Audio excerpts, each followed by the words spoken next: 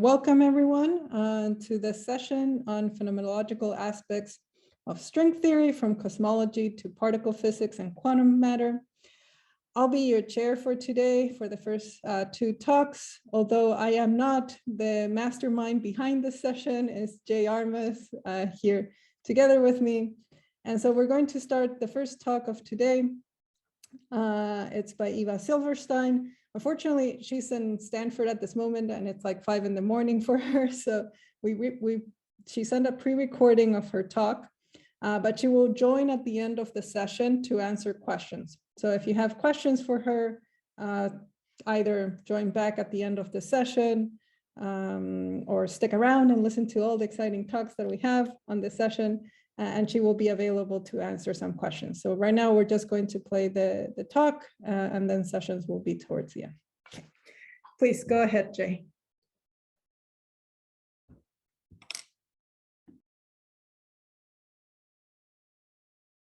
The volume is not playing because you're muted, Jay.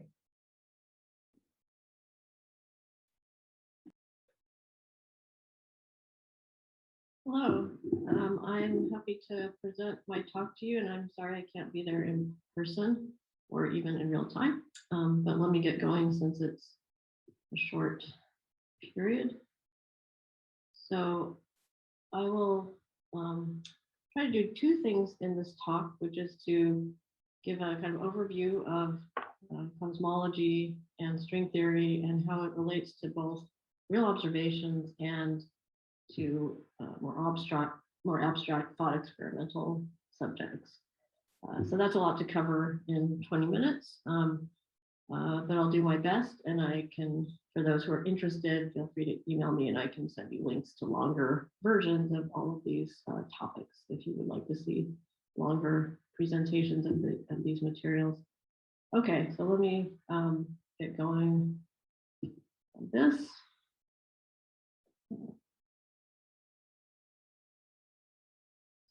Slideshow.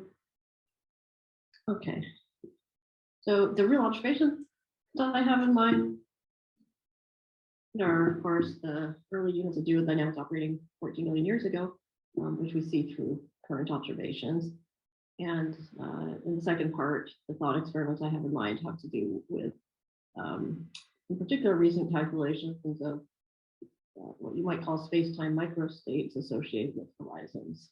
In fact, both of these subjects are associated with the cosmological horizon, but in very different ways. Okay, so as we all know, general relativity predicts horizons, particularly in black hole physics and in cosmology, where we have a cosmological constant to good approximation, both in the early and late universe, and that entails exponential expansion of the space-time, as indicated here.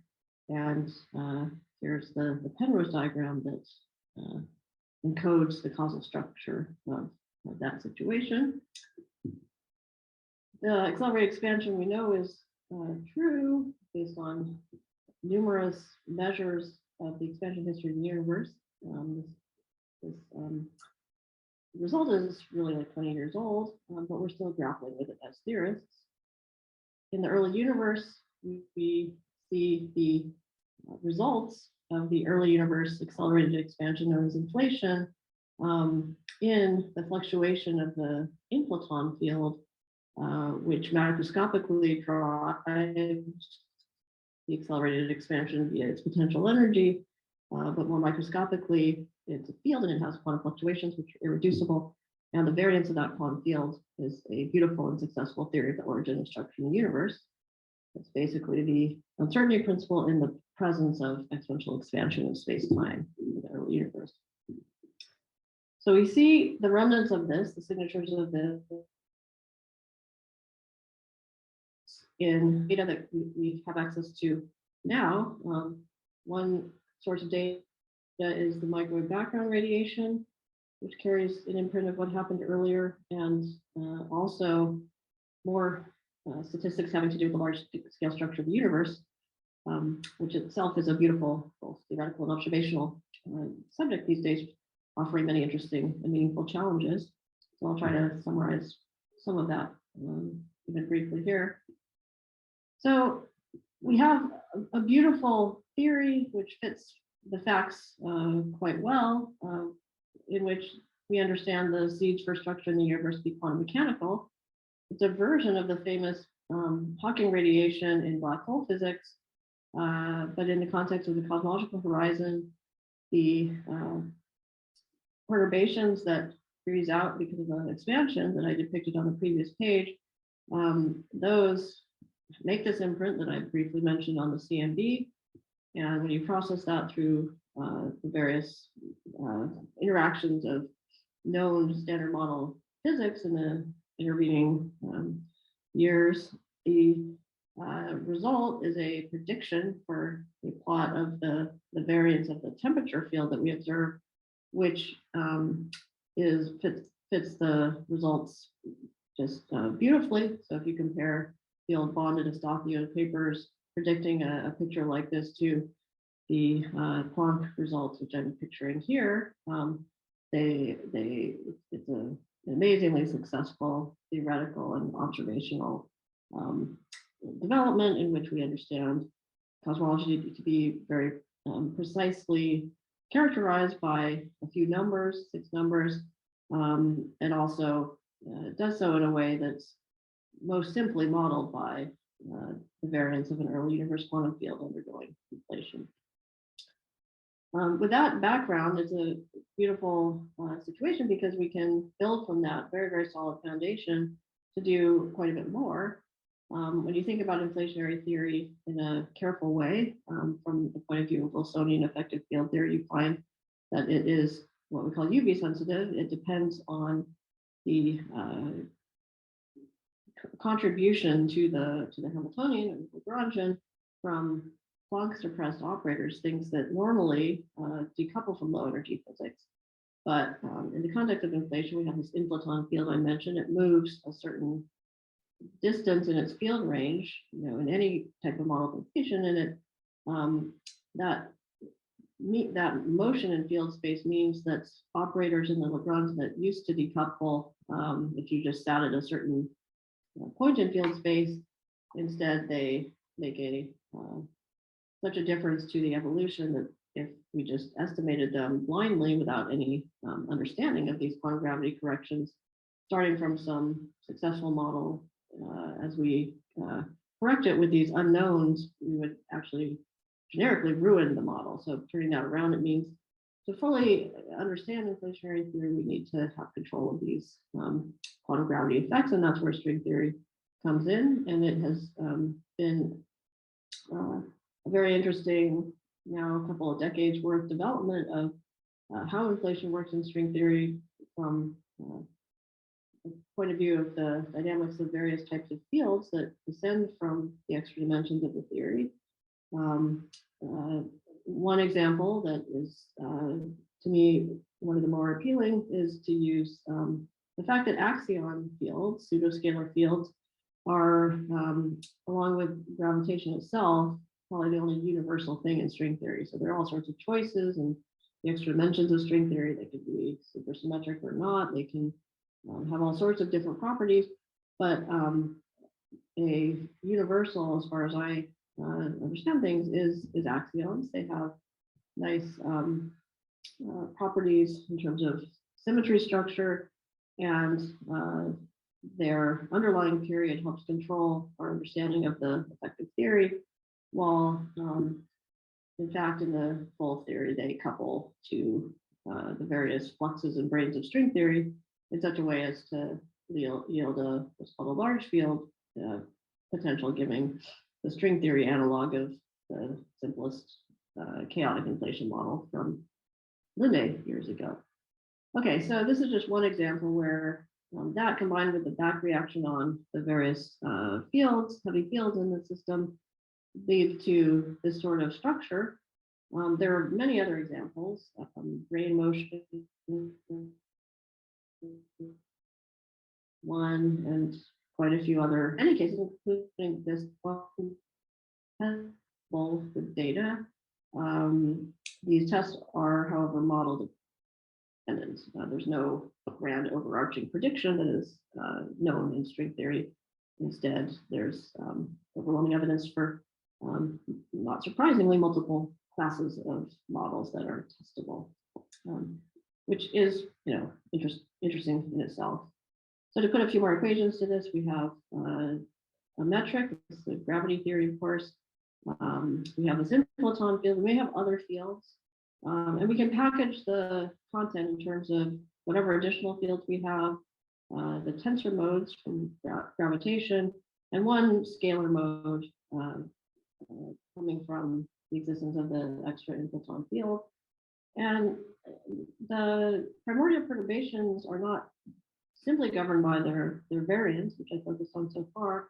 In fact, one would compute from the theory a full wave functional of those fields, and then trace out the ones chi that we don't directly interact with, and obtain a probability distribution or likelihood for what we do see in the scalar zeta and the tensors gamma. The variance is important, and as I say, its structure has confirmed, or at least strongly tested, the inflationary theory for the origin of structure. But it's interesting to think much more about the statistics of the primordial perturbations, to understand them much more systematically. And the case where it really would be governed by the variance is clearly a set of measure zero in theory space. And in any other circumstance in a free scalar theory in its ground state, or some other Gaussian state, it's typically not Gaussian.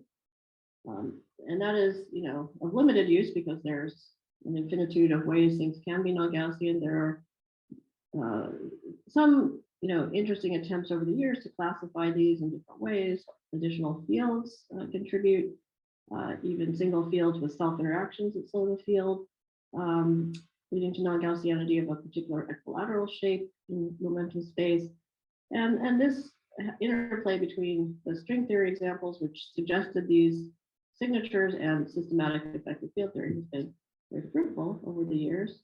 One very simple lesson that we can take from all that work is depicted here, which is that in string theory, as in any UV completion you might have in mind, you have, in addition to the low energy fields, the standard model and the inflaton field that I've talked about here, there are heavier degrees of freedom that, by and large do decouple in most physical processes.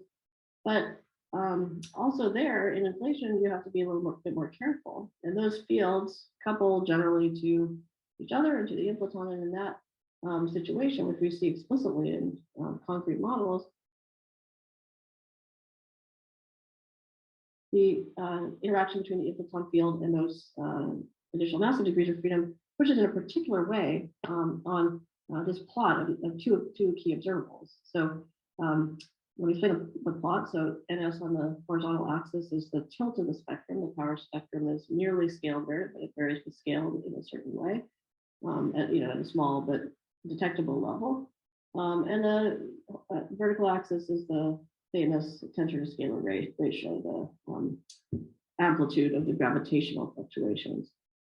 Okay, so this effect, which I've called flattening, is simply that the couplings to heavier degrees of freedom in the theory tend to adjust, and they do so in an energetically favorable way. So rather than predicting, say, a phi squared potential, they push down in this direction.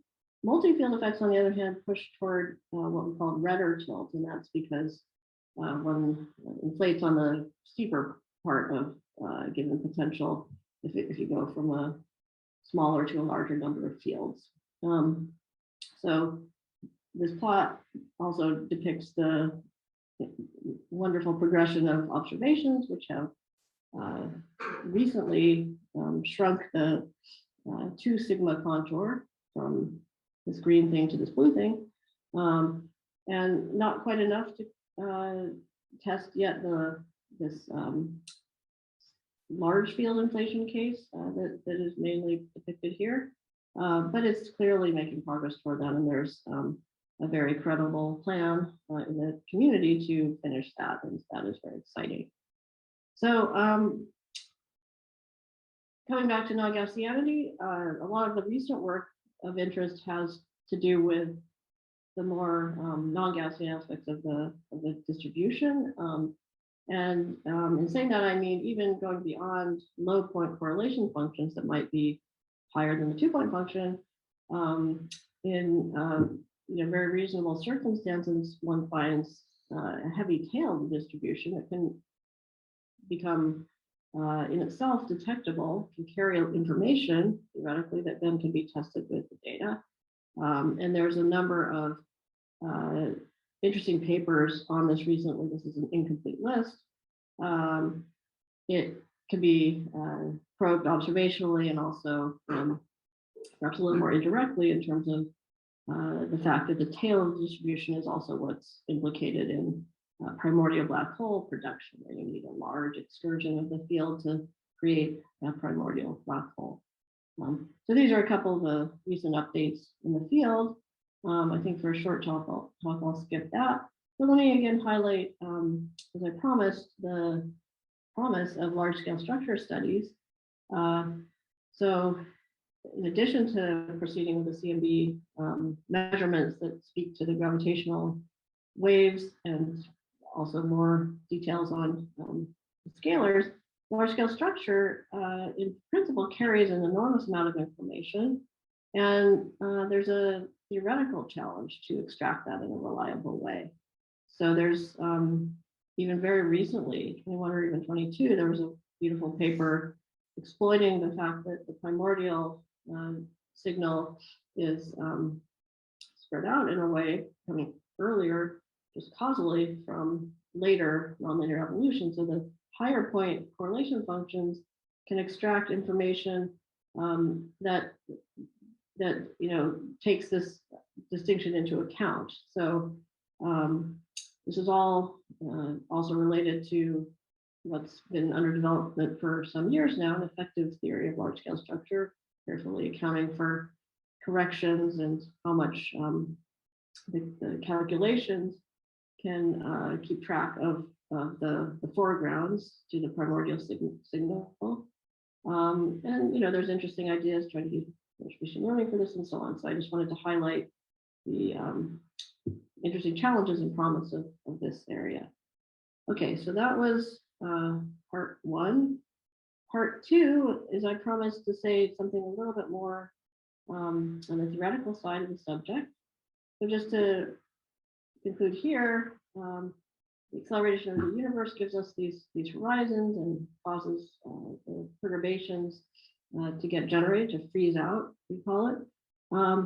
And that's an effect of the cosmological horizon that is sensitive to quantum gravity, and the modeling of that comes out very interestingly in string theory, offering model-dependent but very significant tests in data. And excuse me, those observations are proceeding at pace to make the discriminations that I alluded to. And at the same time, they're a theoretical challenge to systematically understand this early universe wave function, what the tails look like, how that should best be looked for in the data. When it comes to the data, how can we capture the information in large-scale structure in the most, making the most of it, while of course retaining proper uncertainty estimation. Okay, so that was on this theme. I'm taking observational consequences of the cosmological horizon. Now I'm going to shift to something that is more abstract, but also has a lot of solid foundations, which is the notion that a cosmological or a black hole horizon has carries with it a large set of microstates that make it up. So,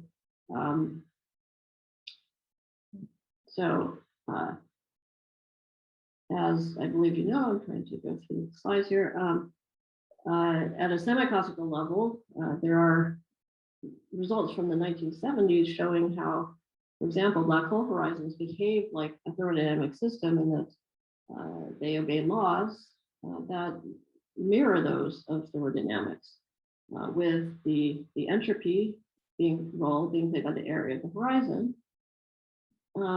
And there's been lots and lots of work fleshing that out with the benefit of string theory counting states and also low dimensional models carrying this out as well as. And when it comes to the string theory stuff, it's gotten very, very sophisticated with number theory entering, and every time that it's computable, it's come out correctly for the prediction being that the entropy should be the area over 4 in Planck units. Okay, so in the case of the Cosmological Horizon, there's a similar prediction. It's a little more vague, actually. I'm just going through more about the black hole case. But just to set the stage, let me say that although it's a little bit less clear a priori, there are calculations similarly from the 70s suggesting a thermodynamic interpretation of the de Sitter horizon, the horizon of the accelerating universe, which would be somewhat analogous to black hole thermodynamics. And more recently, there's been really interesting calculations by Ninos et al. Showing logarithmic corrections to this. And so it's just like in the black hole case, where we find microstates in string theory, we can ask, is there a framework where we find microstates associated with the cosmological horizon? To answer that question in the simplest context, I'm going to drop to an unrealistic dimensionality, 3 dimensions of space-time, and summarize for you a recent result, which is that if we work at the level of pure gravity, which is, by the way, where these calculations obtain, so there's a Gibbons-Hawking entropy, which would be the area of the horizon, and then there's a logarithmic correction from the universal sector of the bulk theory. If we take a recent development in theoretical physics known as the TT bar deformation, we add to it something that retains the key property of this TT bar deformation, that it's solvable and universal. And we take a ADS CFT dual pair, one of these systems that captures the idea of area equals entropy in a complete, albeit unrealistic theory of quantum gravity. That's the famous ADS CFT correspondence. So if we take such a dual pair, an ADS CFT dual pair, and we deform that theory by a particular deformation of the Lagrangian in a step-by-step iterative manner, as introduced by Cosmological and company and others, we can obtain a system that reconstructs both the geometry and the count of states predicted for de Sitter. This is a very recent result. There's a differential equation that describes this deformation. One can compute with it the energy spectrum that results. One can compute the entropy, and one can compare that with the notions in gravitation of a quasi-local energy and the predicted Gibbons-Hawking entropy of the de Sitter space-time. And in a nutshell, the result is we can reconstruct both things by making this calculable deformation of an ADS CFT dual pair. So this is work that I want to make sure that I cite the collaborators on. Excuse me. Yes, I think I did. Which you can find in this paper. There's no more time to cover it here. And it is in various talks. So apologies for the rushed presentation, but with the circumstances, there's nothing else to do. So I will leave you with a summary of both sides of this talk, if I can get there. Apologies for this.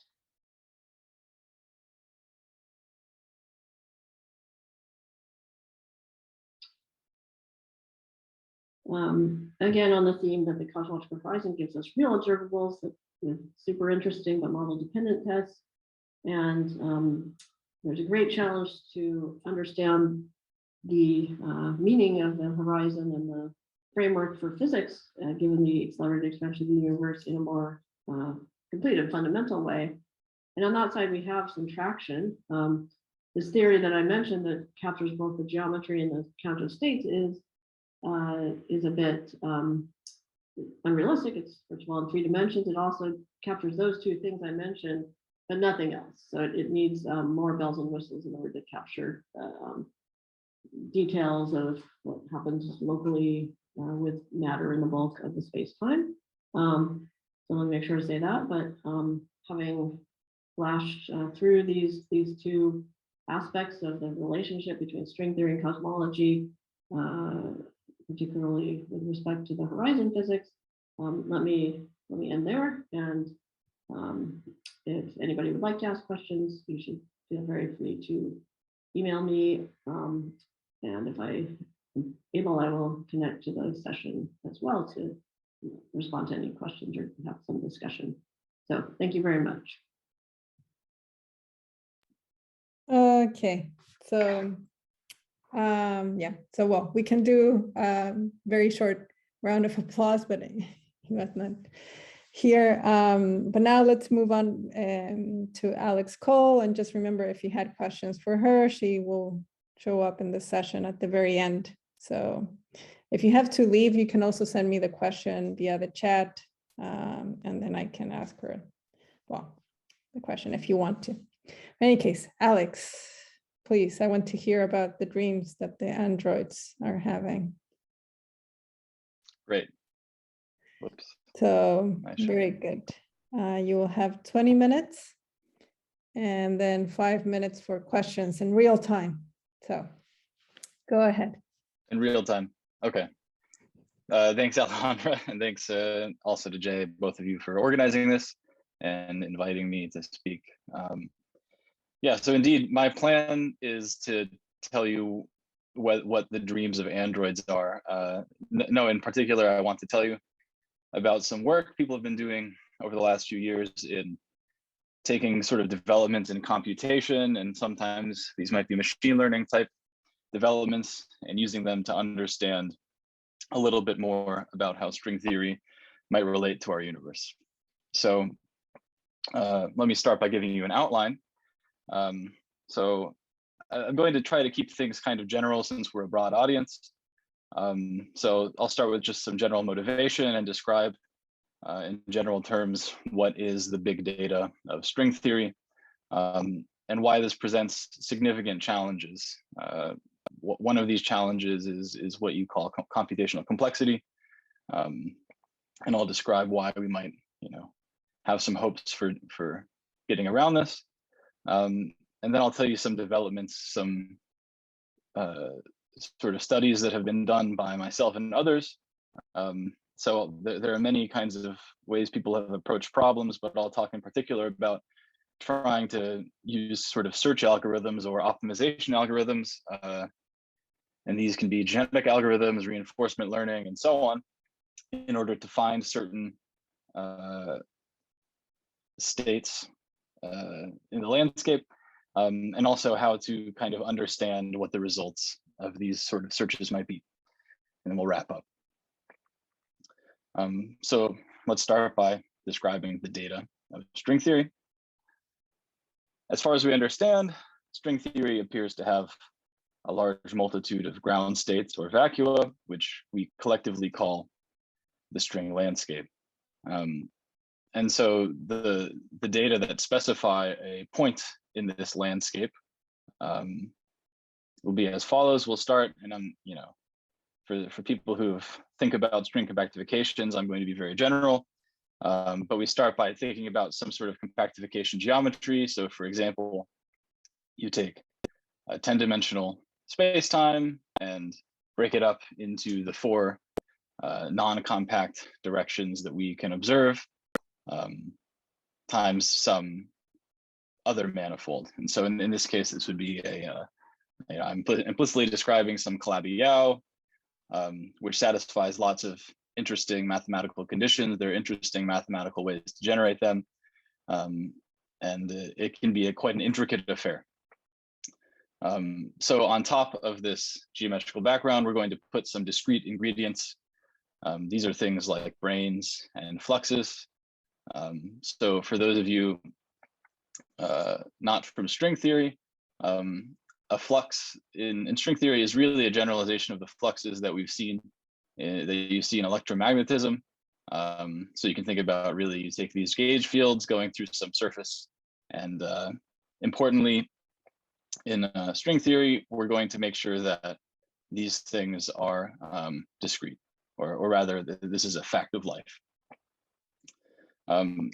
So a natural question then is, given these ingredients, which, geometry, fluxes, branes, etc., what is the recipe with which you combine these ingredients to make the pizza that is our universe? It's a decent goal. I mean, we all love pizza, but if you're just standing there in the kitchen with a tomato, it's not necessarily clear what you have to do. There are lots of combinations, and in particular, if you want to search through all of the combinations, you're going to spend too long in the kitchen. In other words, a brute force search is impossible.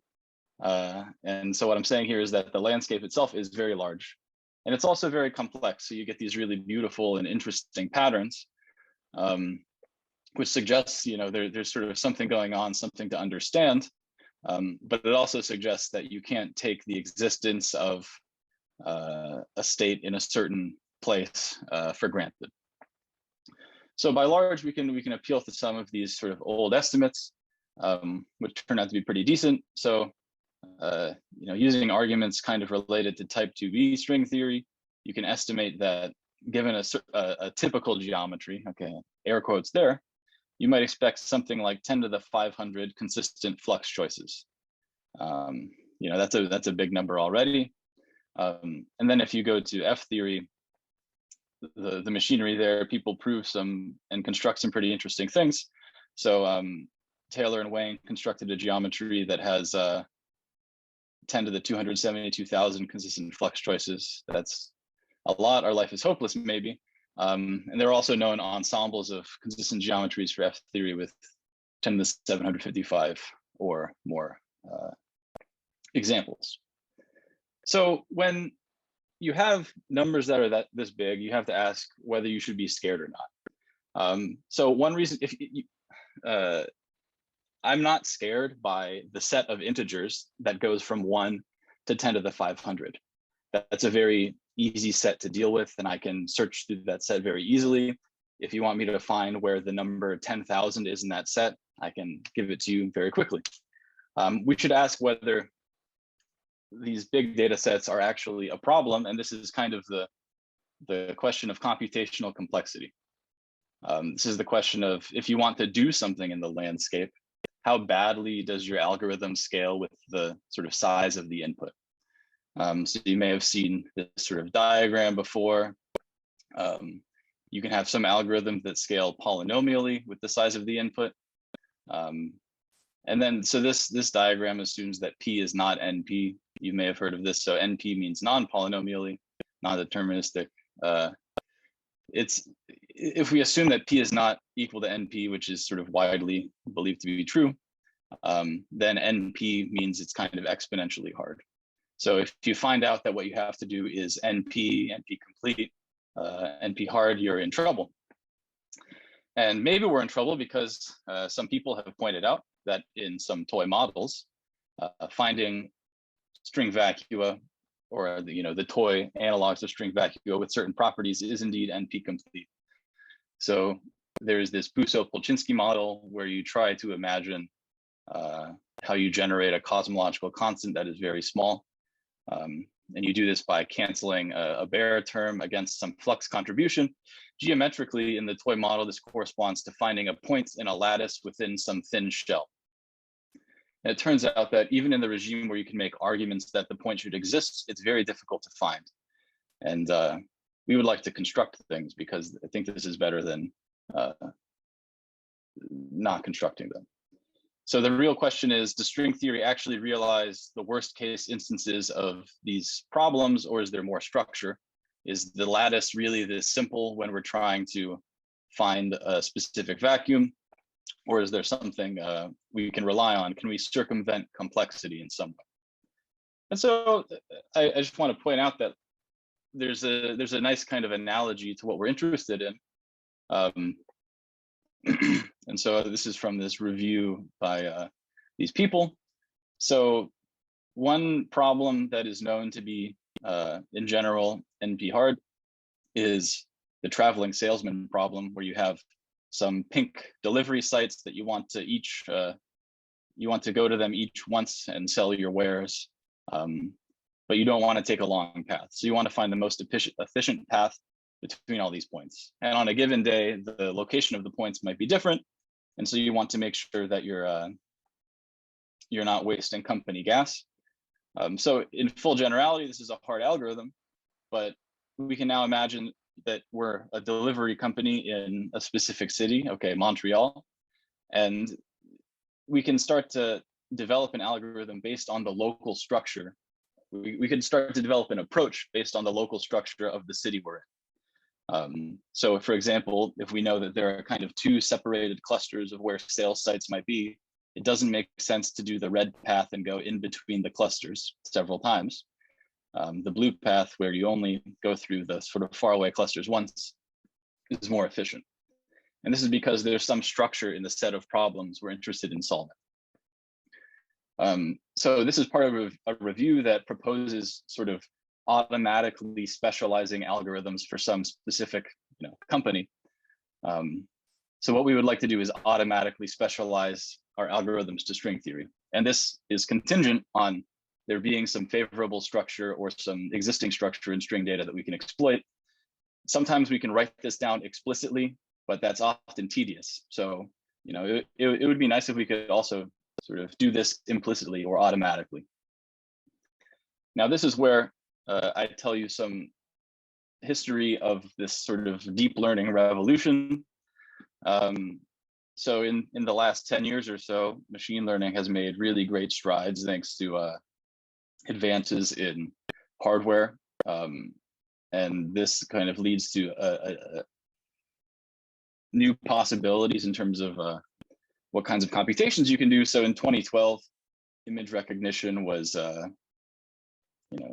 mostly solved by, and the important thing was that now they're using different hardware to train these neural networks.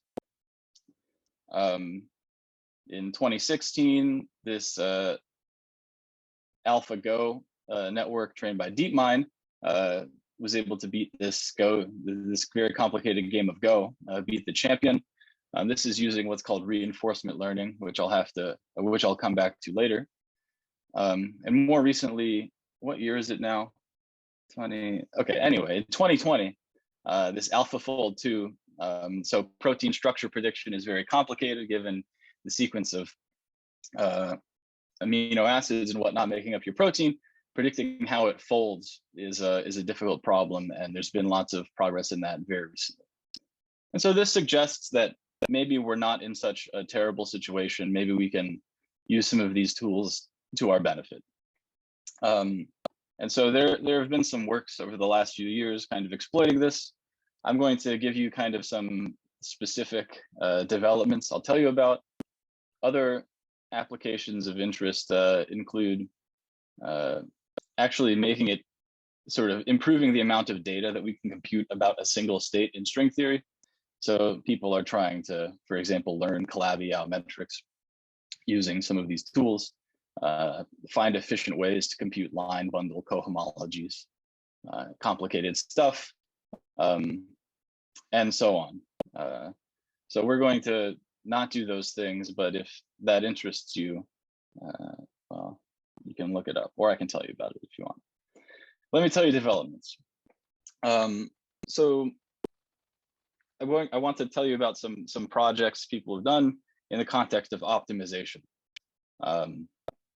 And this is related to some idea of a search problem. We're interested in finding some UV data that gives us specific IR physics. So the UV data would be X and the IR physics is this Y naught. We want to find some X such that f of X equals Y naught. Okay, that's a problem that we can state. And so in other words, we can phrase this as an optimization problem where we have some distance between f of X and Y naught that we want to minimize. Now, in general, this is a difficult problem, especially if you don't have gradients, right? So if you have this continuous hill and you want to climb the hill, one way to do this is to compute the gradient of the level where you are and follow it. But if you live on the integers, you can't really do this because what is a derivative on the integers? Another difficulty is local minima. So this Rastigan function is something that people often use to test how robust you are against local minima. There are lots of them there. So one approach to do discrete optimization and also to try to get around this local minima problem is the genetic algorithm.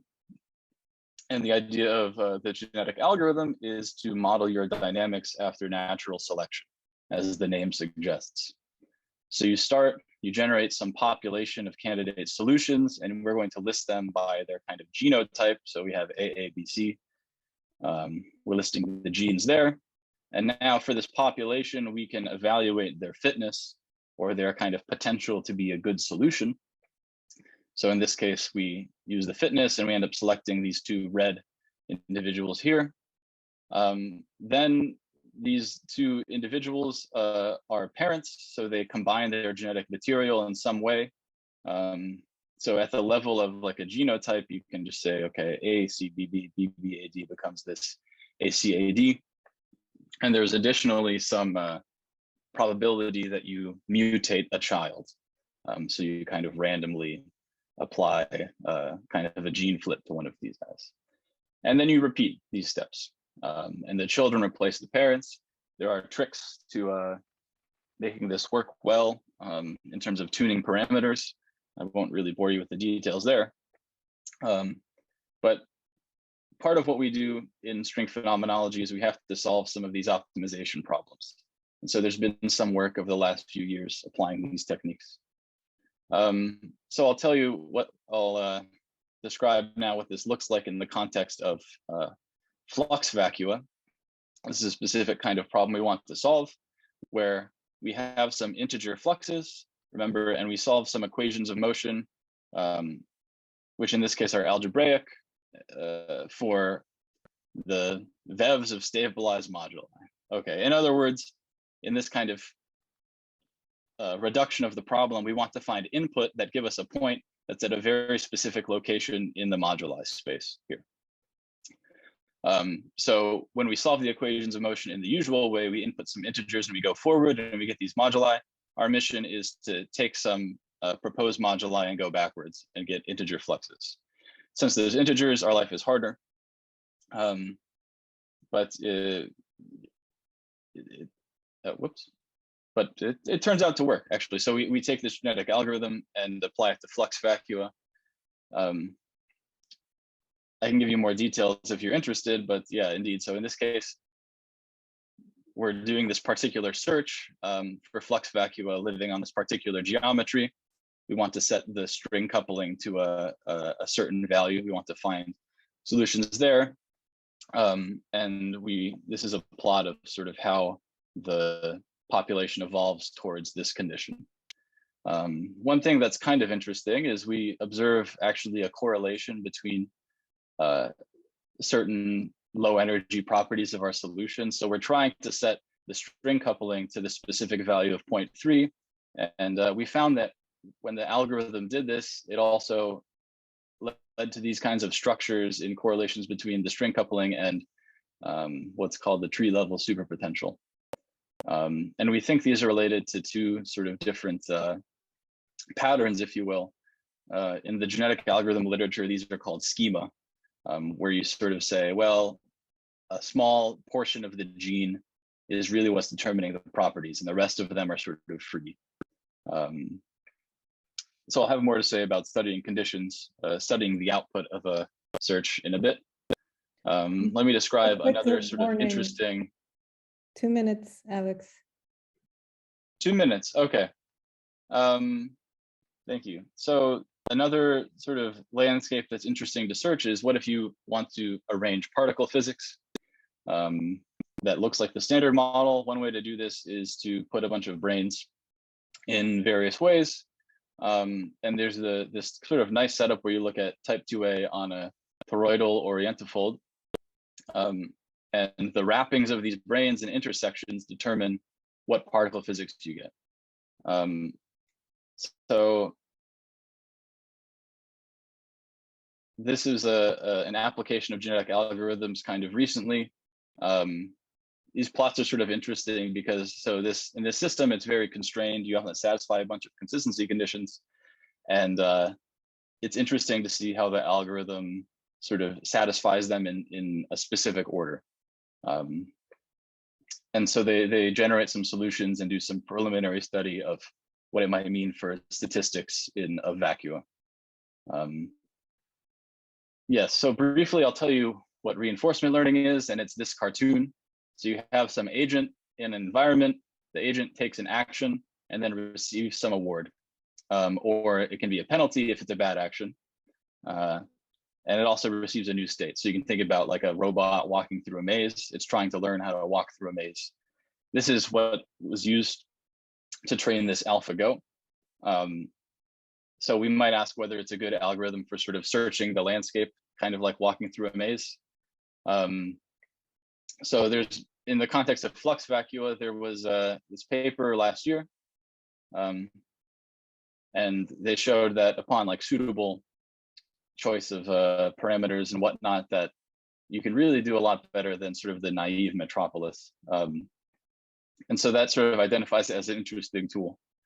I guess the last thing I would mention is, so we got together with Sven Krippendorf, the first author here, and decided to try to understand how these two approaches compared in terms of flux vacua.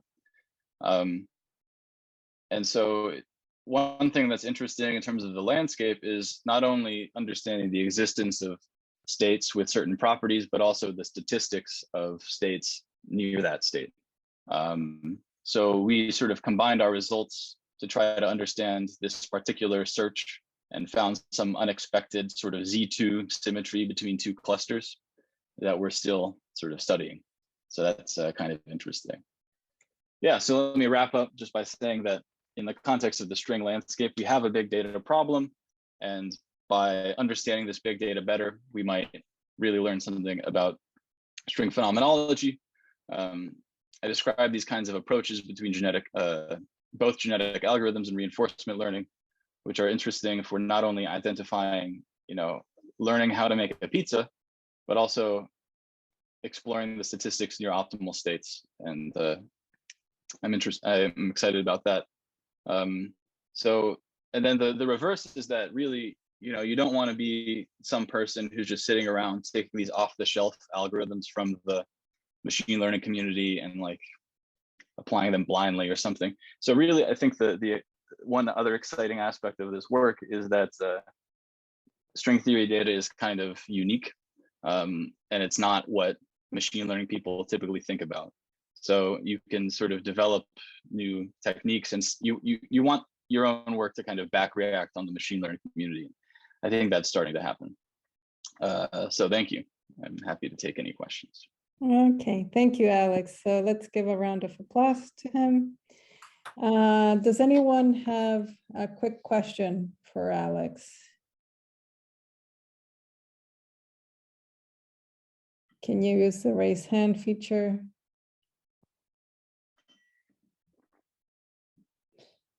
Okay, so maybe I have a little bit, I have a question for you, Alex. So in terms of like these plots that you were showing, there were clearly like clusters showing up sometimes, right? So is there any fundamental understanding of like what makes things group up? Like can you, or more generally, like out of doing all of these algorithms using these methods, have you learned something fundamental about string theory that you were not expecting?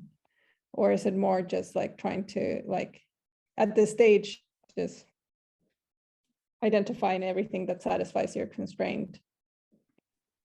Yeah, so I think we're still at the stage where we kind of, we started out this project, we kind of wanted to know what would be, and it was a naive question, like what would be better in a given situation as a way to search a specific landscape, a specific corner of string theory. And then we sort of actually kind of discovered this by accident, these two clusters. We're still trying to understand, how it relates to, presumably it's some interplay between like the gauge symmetries of the underlying model. So like we don't know yet how it relates, how it embeds within like the SL2Z of the axiodilaton and all the other complex structure moduli happening in the case. But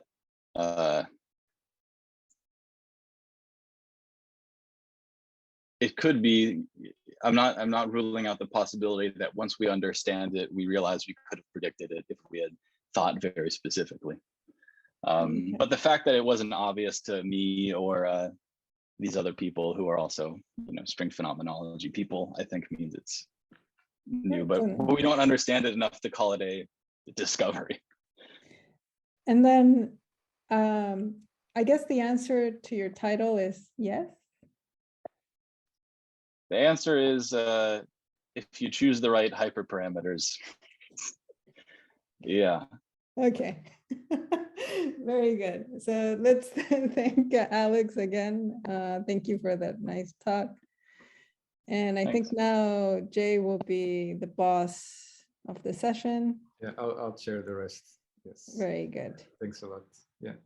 So yeah, I'll be sharing the next two talks about exploring relations between string theory and other fields of physics. And we now have Umut, who's going to speak about hydrodynamics and holography for heavy ion collisions. Please go ahead. Okay, thank you very much. Thanks a lot, Alejandra and Jay, for the invitation. It's a great pleasure.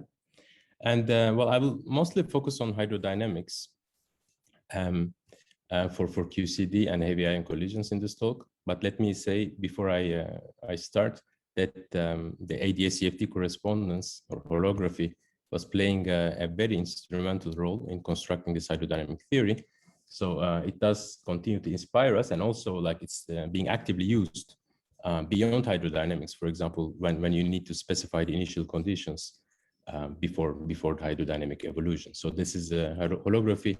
This connection to string theory is something that I'm going to allude to several times throughout my talk, but I will mostly focus on hydrodynamics.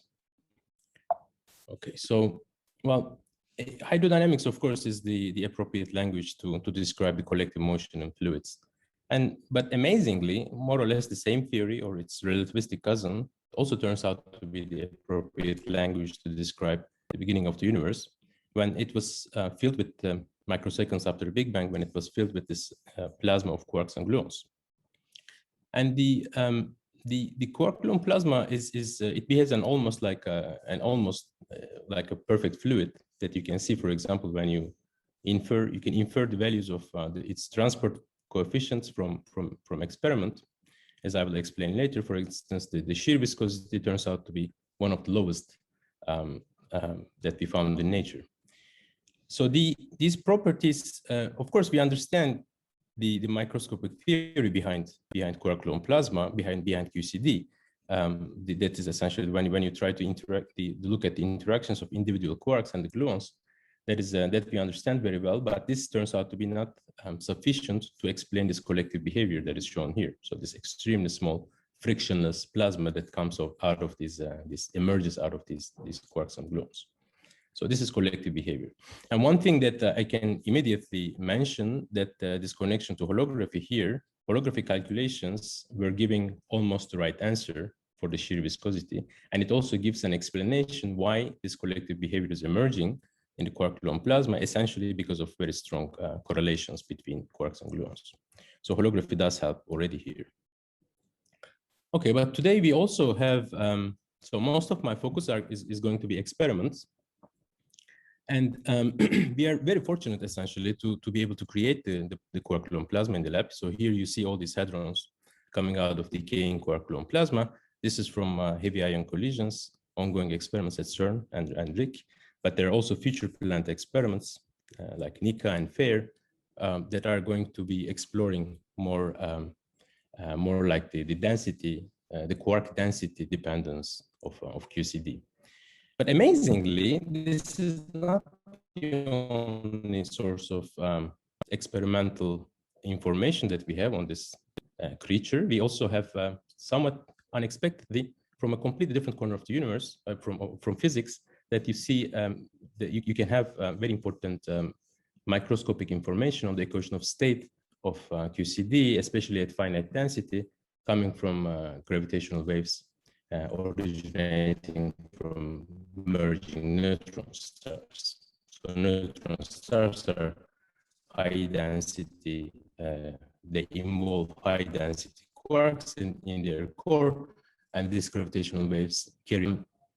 So we have all these very interesting connections to experiment, and but I will be mostly focusing on the heavy ion collisions in this talk. So this is a cartoon of a heavy ion collision, and what you see here is there are two heavy ions colliding at time 0.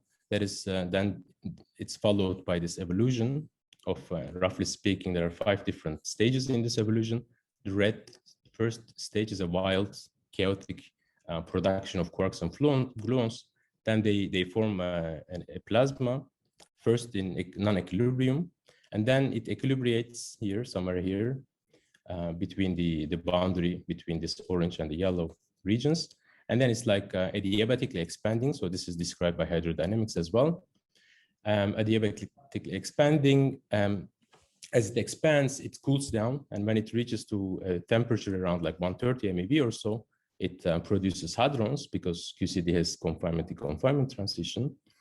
And these hadrons are first strongly correlated, and then they behave like hadron gas, and then they freely stream towards the detectors. Okay, so this is the picture of a heavy ion collision. And as I said, both of these orange non-equilibrium plasma and the yellow equilibrium, more or less equilibrium adiabatically expanding plasma phases can be well described by hydrodynamics. So the game then is to essentially use this the particle distribution that comes from this experiments to understand the microscopic properties of QCD that is described by this in this phase by hydrodynamics. Okay. So hydrodynamics works perfectly well, but why? I mean, why does hydrodynamics work for this extremely tiny creature that also exists very briefly in time? And the answer is something that we understand very well today by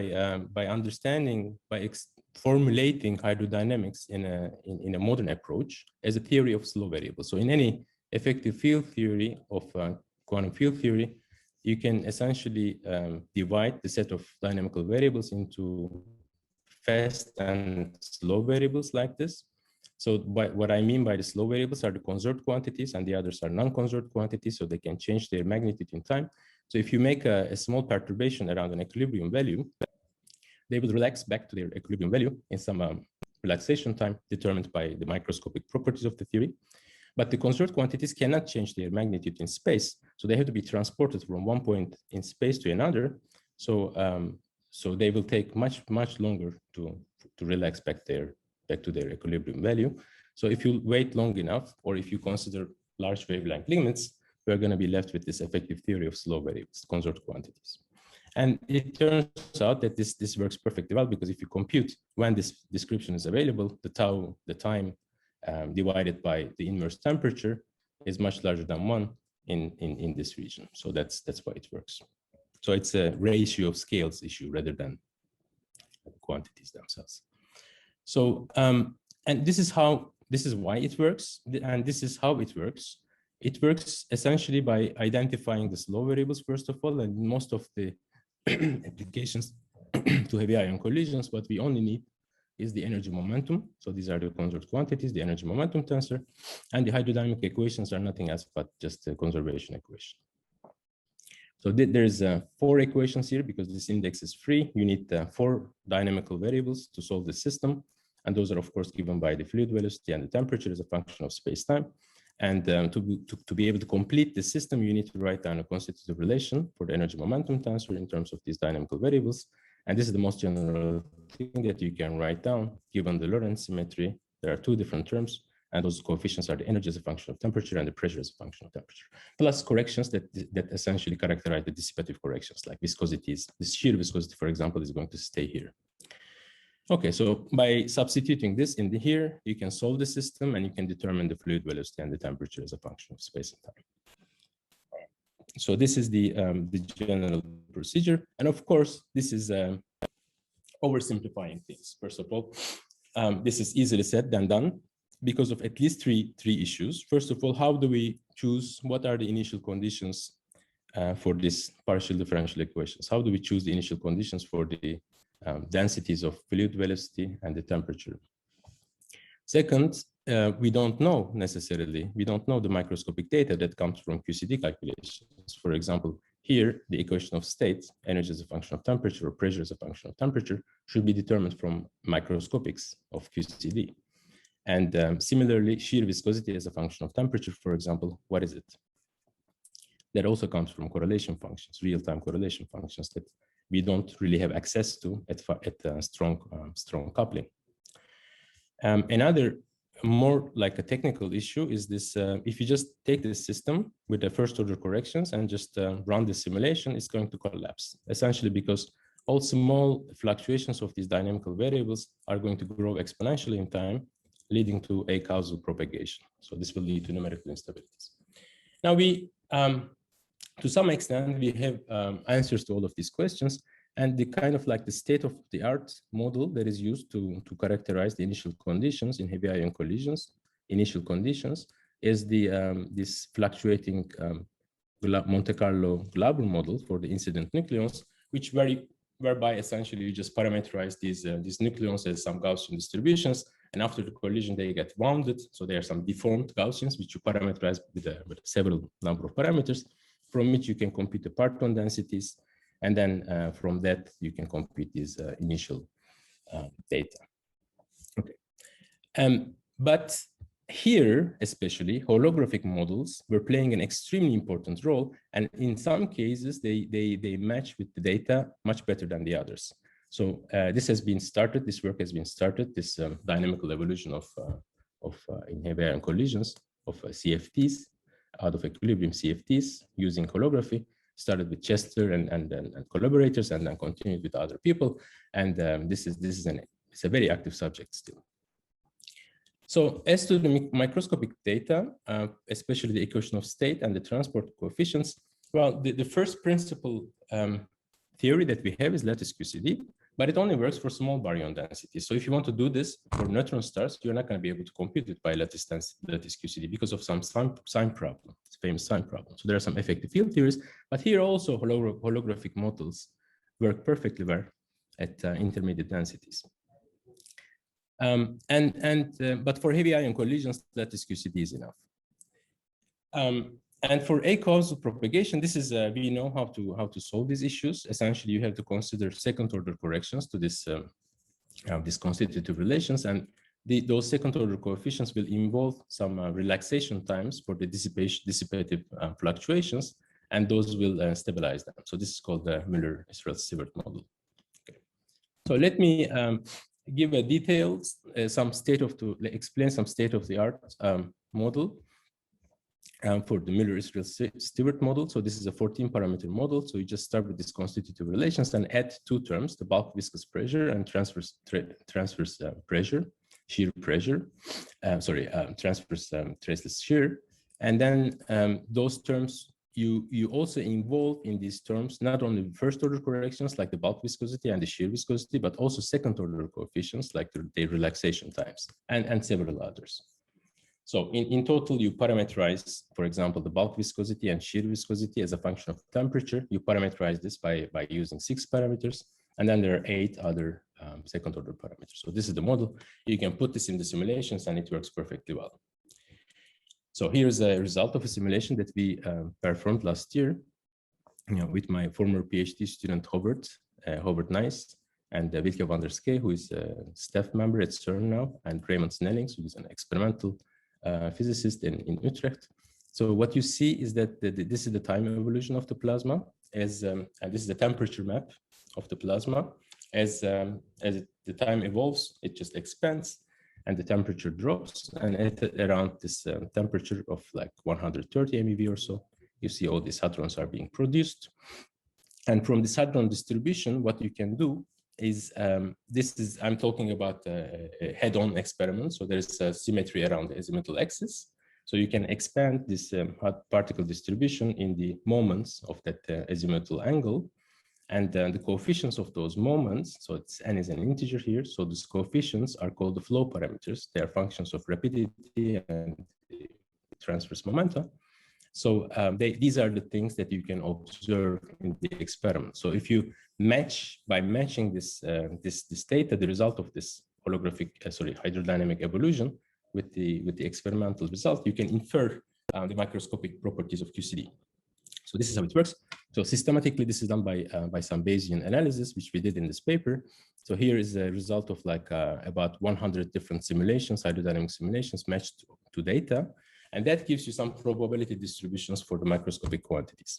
And most importantly, let me just focus on two of those, the shear viscosity and bulk viscosity. So this is how you get the microscopic information. So the shear viscosity is a function of temperature. It looks like this. And what you see is that it's extremely close to the holographic bound, holographic value.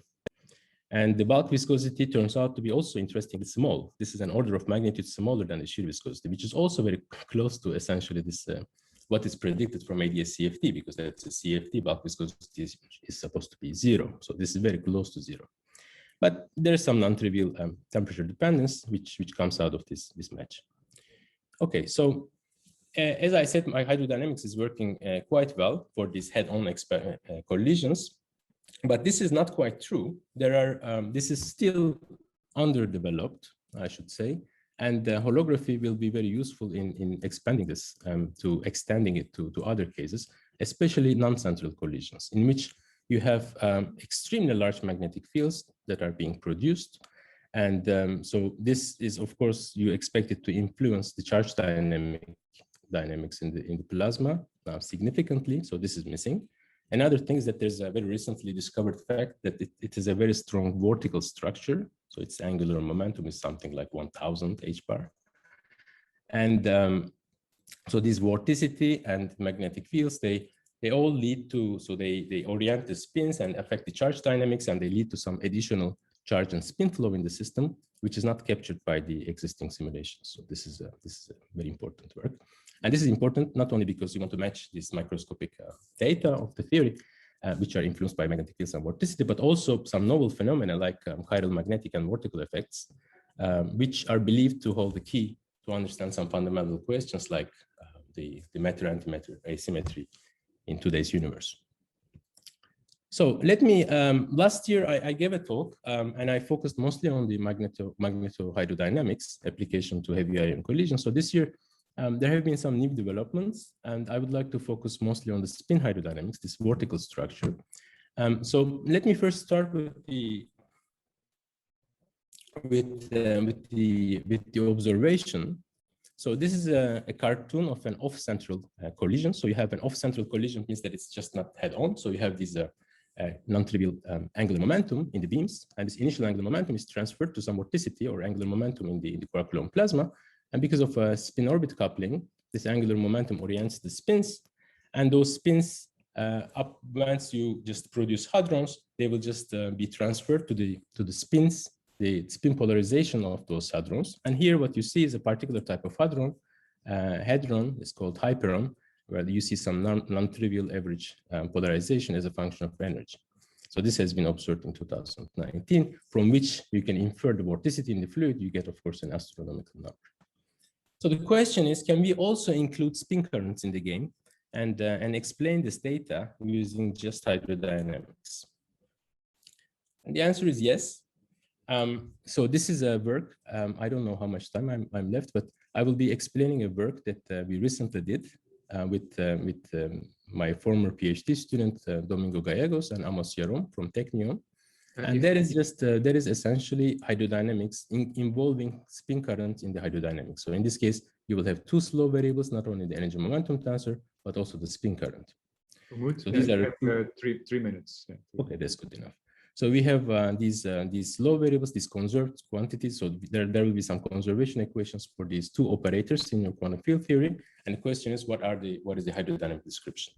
So there has been some earlier work, but let me just focus on one of the things. So all of this hydrodynamics of the spin current, we wouldn't be able to develop this if we haven't first studied hadn't been studied in holography first.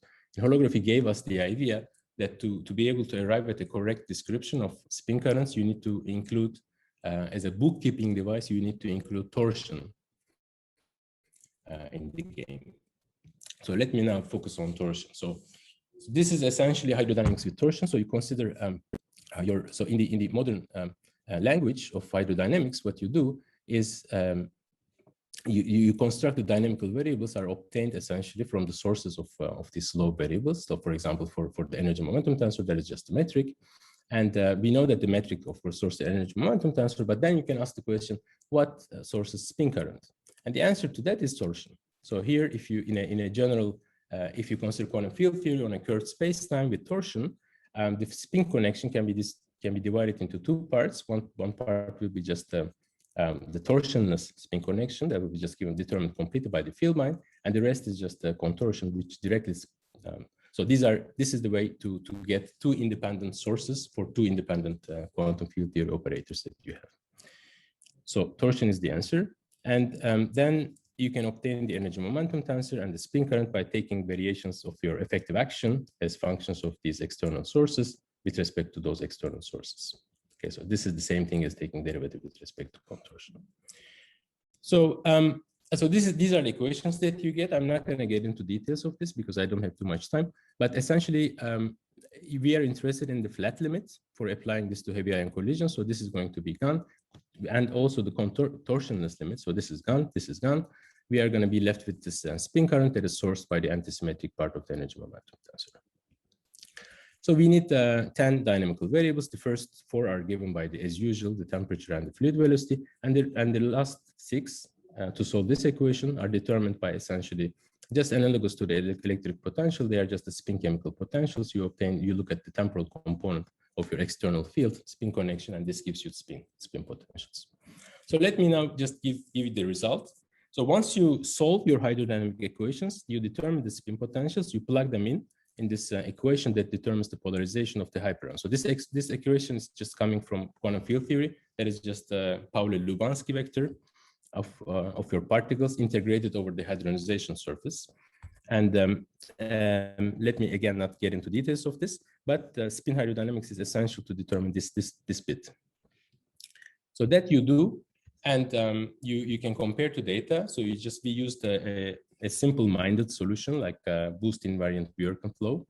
And then on top of that, you add the spin currents. And from these equations, you can determine the non-vanishing components of the spin connections, take those spin connections and add it here. And then you get a very nice match with the data as you obtain the average polarization and as a function of the energy density. So this, I'm not claiming that this is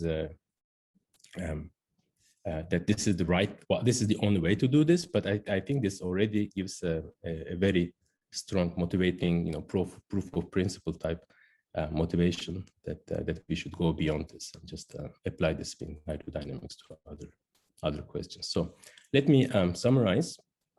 So I hope I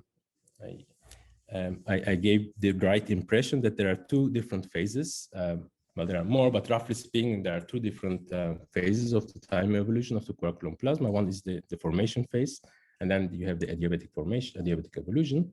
And on top of that, it's extremely important to include these Neve effects like the magnetic fields and the vorticity, which are also decaying in time.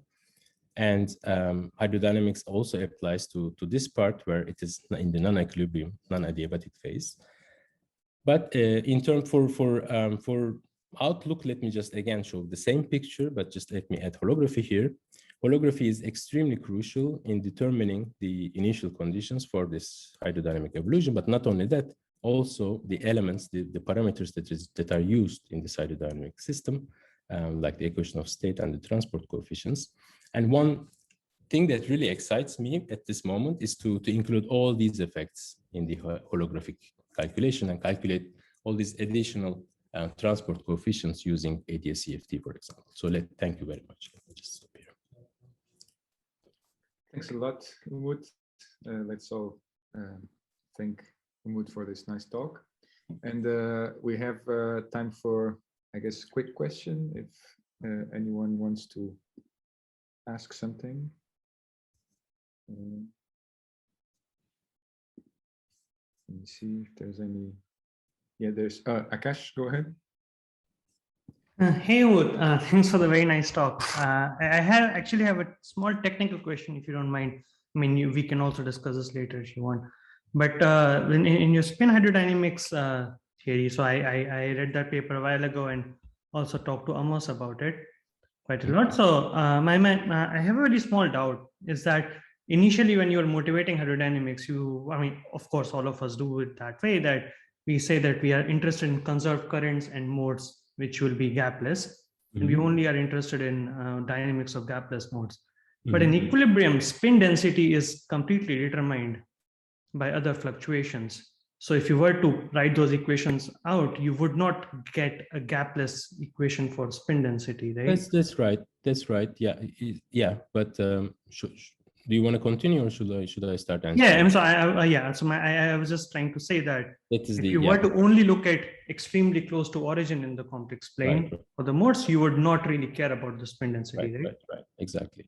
No, but that's a very good question. So, and I think, you can recast these equations in terms of completely conserved equations. So, for example, this thing, if you just look at the conservation equation for the total angular momentum, which includes also the orbital part, then it's a conservation equation. So you have two equations indeed, two conservation equations. We did it in this way because the result of this calculation directly gave us this polarization. But you can also do it in terms, you can recast the entire calculation in terms of total. In other words, you can just eliminate the antisymmetric part of Exactly, you can do that. In this language, if you use the spin connection, spin current, what happens is that the first order terms, like the ideal terms in your spin constitutive relations for your spin current, are first order in derivatives already. So this spin chemical potentials should be treated as first order in derivatives. That makes it, tied to the rest of the system, right? But it is true that it applies if you have a conservation or non-conservation equation. Whenever you have an IR equation, it just hydrodynamics can work. So, but in other words, is it true that if you were to only look at soft modes which go to zero, so omega goes to zero as k goes to zero, so like really close to origin, this new equation will not contribute. That's true, but hydrodynamics can still be applied. So that will be hydrostatics. Hydrodynamics is beyond hydrostatics, as you know. So these equations are still going to be relevant. I mean, valid. There's no. But are they going to be relevant in like small wave number or like small frequency? As for small frequencies, no. Of course, I mean, depending on the scales that you are looking at. Yeah, that's what. There is going to be some range of frequencies where these are valid. Okay, yeah, sure. Okay, thanks a lot. I have another question for you, Umut, but I'll ask in the chat because we're running out of time. Sorry. Now we have to give another applause to Umut. Thanks a lot. Konrad Schalm will take the stage. Please, Konrad, feel free to share your screen presentation. So it's a pleasure to have Konrad to tell us about new results on explaining quantum matter with virtual black holes. Please go ahead. Thank you, Jay. Thank you, Alejandra, for this opportunity to talk. It's been a long day and long two conferences, especially on Zoom. So I'll try to keep it light and entertaining. At the same time, I hope I can convince you that there are some quite spectacular things going on here. And what I really want to start with is a quote by one of our heroes, Joe Polchinski, is that already in 2007, that's almost 14 years ago, he said one of the more fun trends in the ADS-CFT area is to apply this strongly weak duality to condensed matter physics, with the quote that he kept hoping that maybe before getting at the understanding of string theory as a whole, we have to solve the problem of high temperature superconductivity. In this description of physics world, it's described as a joke, but I want to try to convince you that the answer actually to this joke is yes, and that we can really try to think about bringing holography to the laboratory in the area of condensed matter physics. And let me tell you why. In 2015, this group of physicists led by Dan Dessau at Boulder published this result. What you see here is nothing more than an ordinary photo emission experiment. You shine light, in this case laser light, on a material, and you liberate an electron like in undergraduate physics. And in this case, you very carefully measure the resulting momentum energy of the freed electron. And then from the line width, right, or if you collect many data, you can figure out what the energy state of that electron is. And more particular from the line width, you can discover the phase space into which it can decay. And what they showed, that's here the self-energy, that's what you see here on the lower half of this picture, is that this self-energy for various different samples in a high temperature superconductor at various different levels of doping, that's these OD, opt-D, and UD, they found this behavior where they fitted a particular function to. The function is characterized in the dashed black lines. And what is this function? This function is an experimental fit to the following essentially monomial or power law function that they have here. And it has a combination of the frequency and temperature squared. And the temperature squared is just a phenomenological extension of the fact that when you know you're at finite temperature, you can think of that as living in an imaginary frequency space that's periodic with period 2 pi times the temperature. And you see here, what they show is that for these various dopings, this power law with an anomalous power fits very, very well. Now, this is already surprising. You have an anomalous power. The power varies between 0.3 and 0.7. But what these physicists in 2015 did not know is that several years before this, some people, including myself and others, applied ADS-CFT precisely to this problem of how do you compute the single fermion spectral function in some strongly correlated condensed matter system. And what we found simultaneously with a group of physicists at MIT, that you find indeed a very simple single fermion spectral function with a particular self-energy. And in particular, as the group of MIT showed in the following summer, you can compute analytically what this self-energy is. And it is precisely of this power law form, where the exponent is essentially a free parameter. This was a very mysterious finding. Within condensed matter physics, this had not been seen before. And it can explain a whole zoo of exotic phenomenology within condensed matter physics, depending on the choice that you make for this arbitrarily set power law. But there's also a physics interpretation behind it. What this showed, what the holography computation showed, is that you should think about this as a system where you have your electrons or your single fermion particles that interact with some other system that survives at the lowest energies. And in that sense, it's a slightly an extension or a contradiction, or it's a refinement, that's the better way, of your normal way of thinking of low energy effective field theory, particularly if you have systems at finite density of electrons.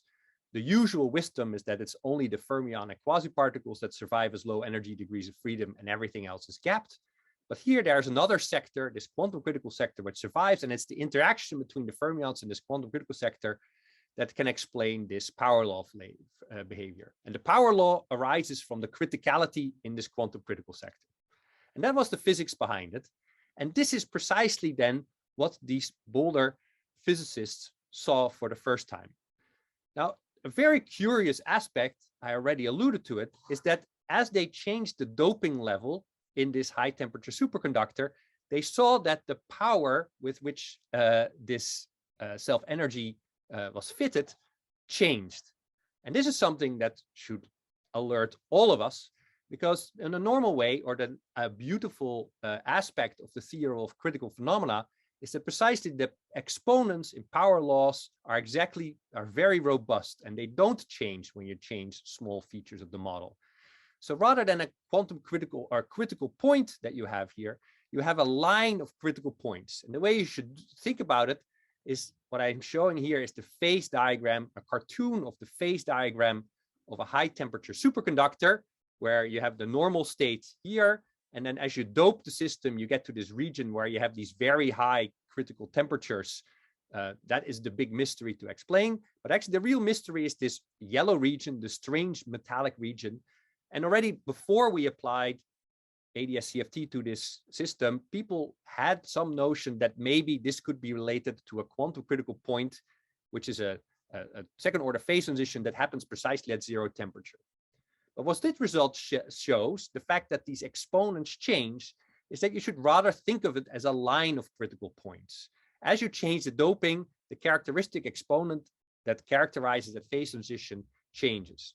And this is remarkable because these are things that you can actually prove in higher dimensions don't exist. In low dimensions, there are some possibilities for it, but it's super exotic. Even so, even though it's super exotic and should set all alarm bells ringing, there is actual other evidence within the same class of high TC superconductors that something like this happens. There's another anomalous feature, which I won't spend too much time about, but the fact is that the resistivity, when you go to finite temperature, if you suppress the superconducting part, so this is not in the superconducting region, scales linearly in the temperature. And also that onset is not at a particular point, but is supposed to appear in a region at 0 temperatures, an indication again that there's this quantum critical phase. So there's some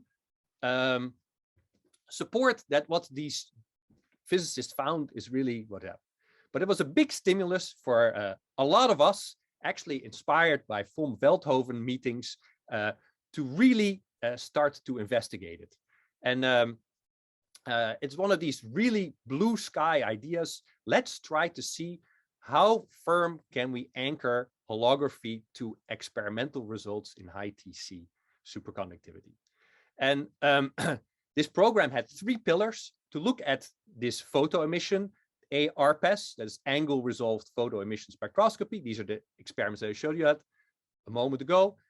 They looked at scanning tunneling microscopy and to look at magnetotransport, and then compare this to holographic results. And if you weren't in this session here, you should be at the other session, which is happening simultaneously, where 3 of the PIs and people in this group are actually reporting on the results. But I am on this side because there's the holographic side, and I will tell you only about one of these items. I will only tell you about the ARPES results. And what can I show you? Well, I first should give credit to 2 of the people that this program allowed us to recruit for it: Steve Smith, a PhD student at Amsterdam, and Anea Maudra, a PhD student at Utrecht. And they were very instrumental in achieving these results. And what I'm talking about is the following. This is an article we put out last December, a month ago. And what we did is we did exactly the same experiment as the group in Boulder, Colorado. Because if you look at the details, you know, there were always some questions, and I'll show you exactly what the questions are and how we address them. We did it in a slightly different material, or we did it, it's particular the ARPES group at the University of Amsterdam who did this. And here you see the results of their experiments. Here you see this peak of the electron response, depending on the light that you shine it. And for the experts in the audience, the Fermi surface in high TC superconductors is not homogeneous. It depends on where you probe it, and we do it at the so-called nodal points. There are some different results for the antinodal points, but I will not address this. And then we looked at the same thing. We took cuts through here and we measured the self-energy in this system. And here you see one of the big differences that we, or similarities that we had, with the result of the group in Colorado 6 years ago. We see these self-energies, and again, the dotted lines that you see here are power law fits to the system, and it fits remarkably well.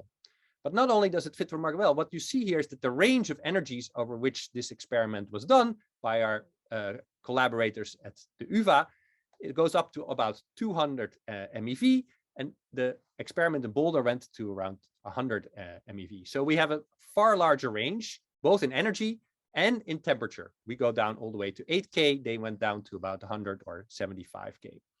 And as most of you know, if you want to fit the power law, you really need some leverage. You really need to see whether this power extends over a range. So range here is a big gain in the system to solidify and show that the results really hold up. And they hold up beautifully well. Here we compare the data we just made, that is these round dots here, compared to the data of the Colorado group 6 years ago. Those are the red squares here. You see, they lie exactly on the same line, even though, remember, this is in a slightly different high TC superconductor. So what this shows you is also that there's a universality between the results, and high TC superconductors really display, despite the different underlying materials, the same universal physics. And again, this is this very simple experimental fit to this power law self-energy that you get out of holography, sort of phenomenologically extended by an extra temperature component. So this is really beautiful. It really shows you that these results that the Boulder Colorado group hold up, and it really shows you something that you can only expect and has only been computed in holography. But it gets even more. When we really looked at the detail, remember, this is data that we got over a far larger range with far different temperatures, and also the resolution was significantly better than the results from the Boulder group, where 6 years later, after all. And what we found, or what we noticed, is that when we looked very carefully at the fits, here I show you 3 of these fits. These are slices through this energy resolution diagram as a function of the momentum. And of course, what you do here is you fit an ordinary Lorentzian to it, as you learn in your master level condensed matter physics. When you're very close to the Fermi surface, you have a beautiful Lorentzian line shape, which just follows from the fact that if you look at what you measure is the imaginary part of the single fermion response. It's the absorption coefficient, and it just has the form of a Lorentzian line shape. So you can beautifully fit Lorentzians to it. Now, when you do this at the Fermi surface, it fits very well. But the moment you move away from the Fermi surface, this is the fit at 200 MeV, and this is the fit at 300 MeV, you see that it doesn't fit very well. Here at the 300 MeV, you see it quite well. And you can see even better in the residuals. You see that in the center between the 2 peaks, you fit a bit too little weight. And then on the edges, you fit a little bit too much, or the way you see it there, the fit has more weight in the middle and less weight on the wings than the actual data reproduces. And this is clearly, therefore, a feature that we're not getting in our results. And what happens is you can also see that it depends on where you are in momenta. The fit changes as you go from a wing to the center. So there's some momentum dependent factor that we're missing here. The moment you're in holography and you know of all these results from 2008 onwards, you know exactly what is going on, because secretly this power law fit is actually the limit of some arbitrary k-dependent exponent. That is really what the holography calculation tells you. It tells you that this exponent is actually a function of the momenta. This is related to the ADS2 across R2 near horizon physics of a Reisner-Nordstrom, or conformal to ADS2 black hole. So there's an obvious candidate, a really obvious candidate for what you should pick for the momentum dependence to fit this system. And that is what we did. We didn't take this generic form, because this is rather hard to pick. We picked a rather special case where you have a linear form, but the details don't matter very much. We were looking for a momentum dependent exponent in this case. And then, so this is what we did. We adjusted it I'm going to give you some slightly more details. This is the actual width that we fixed. Here you see the holographic result with this rather special case. It's not the generic holographic result, which would be a square root plus k squared, but it is one of the holographic options that you can choose. And the key feature that we're now going to do is we're going to only pick one value of V. Remember here, I do different fits at different energy levels. So I could choose a different value for V at each energy level, but that would need not be consistent with the underlying picture. I'm going to pick only one value for V, and I'm going to try to fit all of these slices at the same time. And this is what you get. You get a beautiful fit where even the residuals, precisely this feature where the wings were overfitted and the center was underfitted, disappears. You need this extra value of G naught to get a good fit. This is the actual sort of holographically inspired phenomenological fit. The red is the actual result. And this green one with a particular dip, you might say, but hey, you're just having a fudge function there. But actually, this looks exactly what's known as an Einstein-Debye phonon contribution to the self-energy. So even that, in condensed matter physics, we know what it looks like. And this is really remarkable, this great fit. And let me emphasize once again, the key aspect of it is that we chose this parameter V in an omega independent way. We only added one fitting parameter to this whole fit, which essentially is there are about 70 to 100 different values of the energy for which we have it. Each of them has 3 parameters. So we added to already a 100 parameter fit, only one extra, and we got a significantly better fit. Just to test it, we also tested it for if you allow this V to depend on the energy scale, and you see that it does, it is essentially close to the same value. These aspects here at high energies are data resolution issues probably, but from 200 MeV down, it's roughly the same value for all these values. So this really is some indication that this is really the fit that's going on. Now, what I really want to stress you is this fit, how remarkable this is. The scaling of the self-energy that this group in Boulder found was already really remarkable for the reasons that I mentioned to you. It showed that there was really some quantum critical state, some scaling behavior related with a scale invariance, or even better, it was a quantum critical phase. But this momentum dependent scaling is even a more deeper theoretical or experimental finding. It really tells you that what this quantum critical state is something that's called a local quantum critical state. This is condensed matter language for something that the string theory community knows as ADS2 horizon physics. And it's precisely the physics of ADS2 IR horizons, the holography that you see in this feature. And this really strongly suggests that the effective IR theory of these high TC superconductors is holography in one formulation or another. Now, this is remarkable, as I said, but in 2019, unbeknownst to the things that were happening here, there was another group of physicists at the University of Florida that published the following result. They showed that in this particular region, this is a high TC superconductor in the pseudo-gap phase where you suppress the superconductivity by a very strong magnetic field, you find a vanishing Hall response in this system. Now, this is a very strange result if you think about it from the condensed matter point of view. But what these people did not know is that sometime earlier, some people, including myself, had tried to compute the response in this system. We're now not in the strange metallic region, but we're now in this pseudo-cap phase, and we're at very, very low temperatures. And what we're doing is we're suppressing the superconducting phase, that's the green part, by imposing a very strong magnetic field.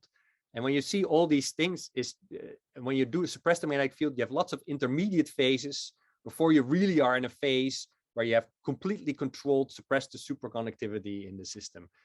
And that is this light blue phase. The reason, how do you model this in holography? Well, a Mott insulator, that's really the origin of these high TC superconductors. It's a doped Mott insulator. It's really a charge density wave, which is pinned to an underlying lattice.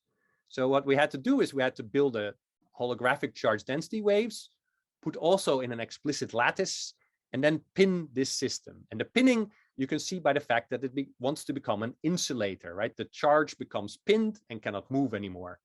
And here you see the effect that as you go through the transition from T from DC, the conductivity, which is very high above DC, rapidly drops to a very low value.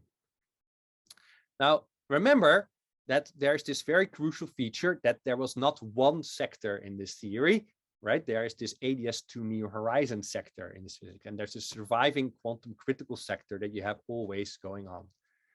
And the same happens here. You have a surviving quantum critical sector in the story.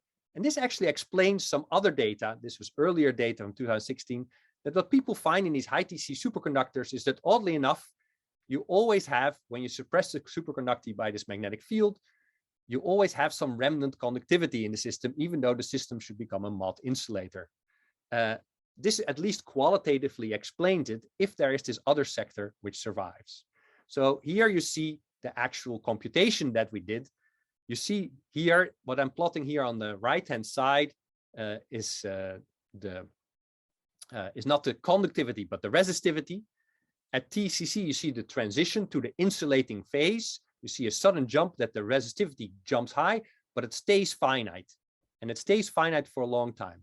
And what you see here is precisely this residual conductivity or residual finite resistivity that is due to the fact that there's this other ADS2 near horizon sector going on. You really have two sectors that contribute to transport and in the system. Now, that was not what we computed, and that what the remarkable aspect of this experiment was the fact that they saw a vanishing Hall coefficient. Now, in this region, after you're in the insulating phase, there's only this quantum critical sector remaining. Even though you had two sectors, what the insulating, the mod transition does is it kills the normal state, the ordinary state, conventional physics, and it leaves this exotic quantum critical sector exposed. So if you want to explain this vanishing Hall conductivity, somewhere or other, that vanishing Hall conductivity has to be a property of this quantum critical sector. But this is precisely what happens in holography. If you look at this ADS2 near horizon physics, the one that has this characteristic scaling in its self-energy, is what happens in these ADS2 quantum critical sector, all the conductivity that it does, it contributes through Schwinger pair production. And one of the crucial features about Schwinger pair production is that even though you get a charge, there's no net momentum flow in the system, right? Because with Schwinger pair production, you have holes going one way, particles going the other way, right? That means you have a net current, but there's no net momentum because the net momentum is precisely canceled between the two. And that means that if you have a contribution that solely comes from Schwinger pair production, there's no contribution to the Hall current in this system. That just follows from the fact that if you now put in a magnetic field, the holes will bend one way, the particles will bend one way, but they bend because of the Lorentz force the same way, and so there's no net current in this system. The physics behind this is simply that the underlying principle is that this quantum critical sector must have an emergent charge conjugation invariance, which is rather simple to explain because if you have a finite charge density system, you have a scale, and so you cannot have scale invariance. So it all fits together, but this system therefore must necessarily have a vanishing Hall coefficient, precisely as the group, the experimental group in Florida found. And you can confirm this with a computation that we're now doing. Here you see a preliminary result of precisely the Hall conductivity in the same state that we already showed the results from 2018. And you see exactly that indeed after the critical transition, the Hall conductivity vanishes, even though the longitudinal conductivity stays finite due to this remnant quantum critical sector. So there are charge carriers, but they are all produced by the Schwinger pair production effect, which means there's no contribution to the Hall coefficient. Konrad, sorry, there's only 1 minute left. Yeah. And I am at my end. Okay. So what I just want to say is that these are just two examples of all the things that we've learned from holography. You can summarize what you learn about these ADS2 metals or these holographic strange metals in sort of one set of wisdom, is that there are two sectors, there are two sets of low energy degrees of freedom, and one of them is this charge conjugation symmetric quantum critical state. And lots of features that strange features for from a point of view of ordinary condensed matter physics can immediately be explained by just these two qualitative concepts.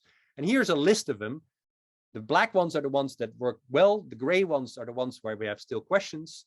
So there's stuff to do, but it's remarkable that this is going on.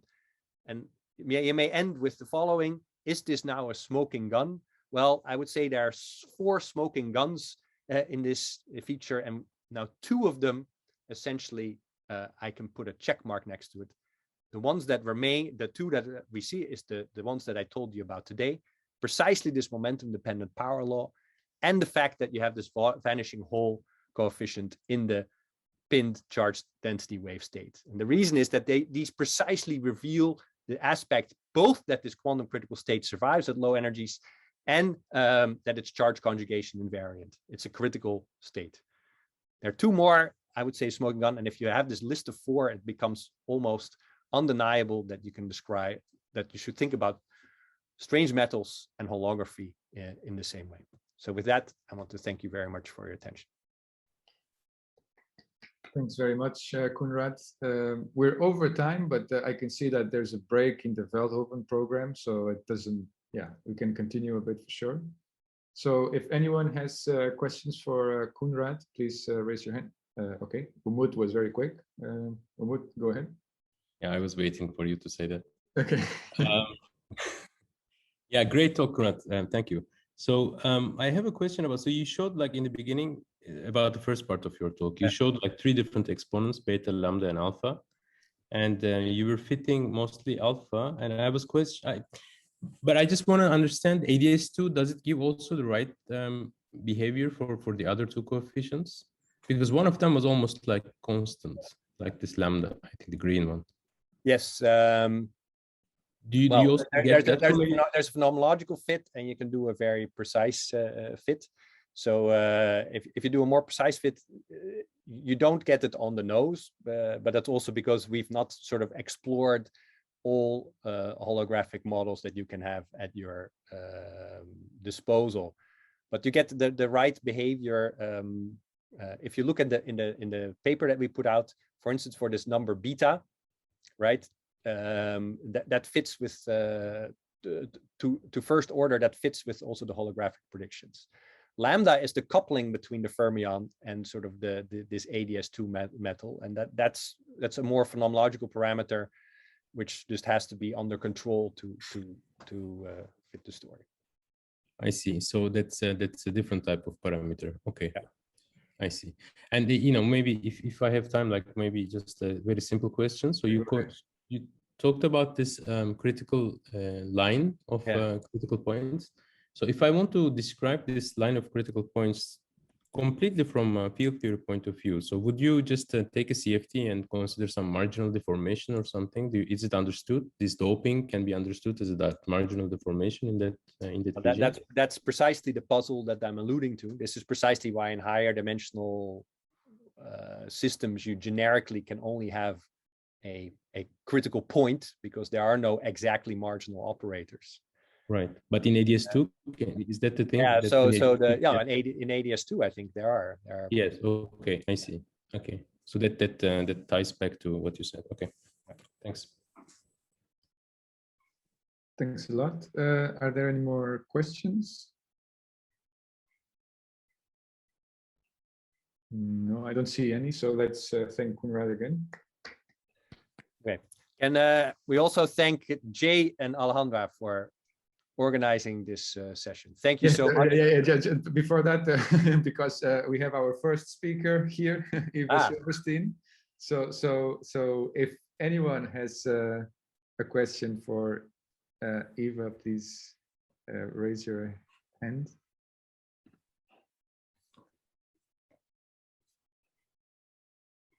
Okay. I have a question. Go ahead. So I'll start. We're a little bit shy. No worries. Sorry, I'm so absent. No.